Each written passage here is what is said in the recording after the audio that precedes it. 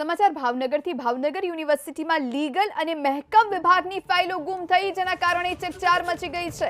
ભાવનગર યુનિવર્સિટીની મહત્વની કહી શકાય તેવી ફાઇલો નહીં મળતા આખરે પોલીસમાં અરજી આપવામાં આવી।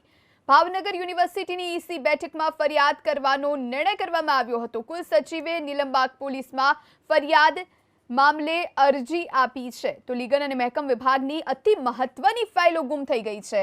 કોણે આ ફાઇલો ગુમ કરી છે, કેવી રીતે ગુમ થઈ છે, તેને લઈ અને હવે તપાસનો ધમધમાટ શરૂ કરવામાં આવશે। યુનિવર્સિટીની ફરિયાદના આધારે તપાસ હાથ ધરવામાં આવી રહી છે।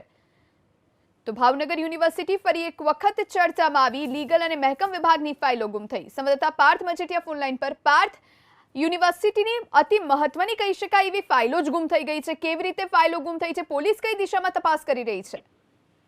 જી જણાવું, ભાવનગર યુનિવર્સિટી અવારનવાર વિવાદોમાં સપડાતી હોય છે, ત્યારે હવે યુનિવર્સિટીમાં એક નવો વિવાદ સામે આવ્યો છે, જેમાં અમુક વ્યક્તિએ અમુક વિભાગની ચોક્કસ ફાઇલો છે તે ગુમ કરી દીધી છે। જે અંગેની ફરિયાદ છે તે નીલમબાગ પોલીસ મથકમાં નોંધાઈ છે। ભાવનગર યુનિવર્સિટીમાં જુદા જુદા વિભાગોમાં છેલ્લા 4 માસ 20 વર્ષ સુધીની જે ફાઇલો છે તે ગુમ કરી દેવામાં આવી છે, જેને લઈને જે ઈસીની બેઠક મળી હતી તેમાં ઈસીની બેઠકની અંદર નિર્ણય લેવામાં આવ્યો છે અને ત્યારબાદ નીલમબાગ પોલીસ મથકની અંદર આ અંગેનો ફરિયાદ છે તે નોંધવામાં આવી છે। હાલ નીલમબાગ પોલીસ દ્વારા આ અંગેની તપાસ ચલાવવામાં આવી છે। કહી શકાય કે અતિ મહત્વની જે ફાઇલો હતી તે ફાઇલો છે તે ગુમ થઈ છે, જેને લઈને અનેક સવાલો ઉઠી રહ્યા છે।